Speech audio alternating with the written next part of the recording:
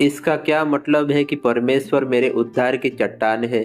परमेश्वर मेरे उद्धार की चट्टान है, यह बात पुराने नियम में कई बार कहा गया है। दूसरा शमूएल 22:47 कहता है, यहोवा जीवित है, मेरी चट्टान धन्य है, और परमेश्वर जो मेरे उद्धार की चट्टान है, उसकी महिमा हो। हर एक मामले में उद्धार की चट्टान सुरक्षा की भावना पैदा करती है। परमेश्वर भरोसेमंद चट्टान उद्धार करता है। बाइबल में जिन जिन जगहों के नाम है, वहां पर बहुत सारी चट्टानें हैं। इसलिए इस्राएलियों ने अपने आप को दुश्मनों से छिपाने के लिए चट्टानों में और गुफा में छुप जाते थे। इसलिए वह दुश्मनों से काफी बार बच जाते थे। इसलिए चट्टान उनकी सुरक्षा के लिए काफी बार मदद रूप था। जब दाऊद साउल राजा से भाग रहा था, तब राजा से छिपने के लिए चट्टानें काफी बार दाऊद की शरण स्थान थी।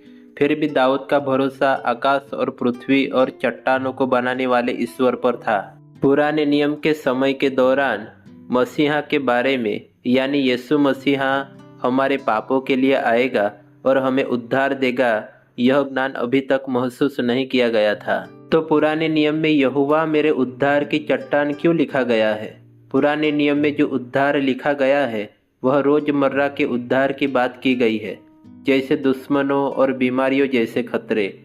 और यह नए नियम के लिए चिन्ह था कि परमेश्वर हमें शैतान और मृत्यु से बचाएगा। नए नियम में उद्धार मुख्यतः आध्यात्मिक है कि परमेश्वर हमें पाप से उद्धार देगा और हमें अनंत जीवन प्रदान करेगा।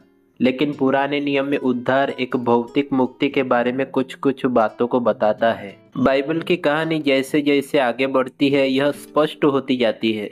यशायाह भविष्यवाणी करता है। यशायाह 28:16 कहता है, इसलिए प्रभु यहोवा यूं कहता है, देखो मैंने सिय्योन में नींव का एक पत्थर रखा है, एक परखा हुआ पत्थर, कोने का अनमोल और अति दृढ़ नींव के योग्य पत्थर, और जो कोई विश्वास रखे वह उतावली न करेगा।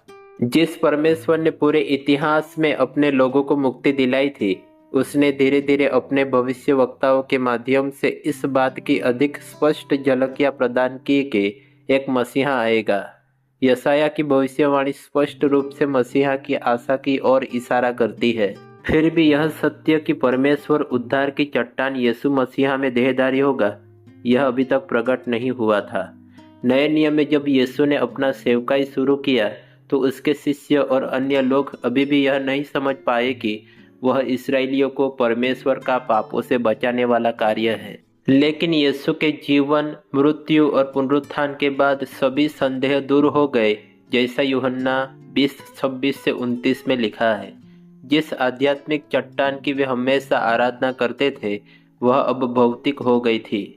पिन्तेकुस्त के दिन शिष्यों के साहसिक प्रचार ने उनकी इस निश्चितता को प्रदर्शित किया कि यीशु वास्तव में वही चट्टान थे। पतरस ने प्रचार किया, यीशु वह पत्थर है जिसे तुम राजमिस्त्रियों ने ठुकरा दिया, जो कोने का पत्थर हो गया है, जैसा प्रेरितों 4:11 में लिखा है। कैनवास अब रंगों से भर गया था। पेंटिंग में अब ऐसे विवरण शामिल थे जो पहले केवल धुंधले विचार थे।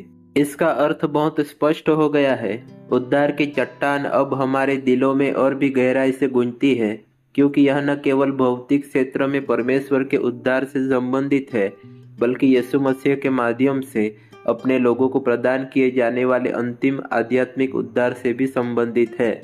यीशु हमारे उद्धार की चट्टान है, एक निश्चित और शाश्वत शरण, वह नींव जिस पर स्वर्ग की आशा टिकी हुई है। पहला पतरस 2:6 कहता है, इस कारण पवित्र शास्त्र में भी आया है, देखो मैं सिय्योन में कोने के सिरे का चुना हुआ और बहुमूल्य पत्थर धरता हूँ, और जो कोई उस पर विश्वास करेगा वह किसी रीति से लज्जित नहीं होगा। आमीन।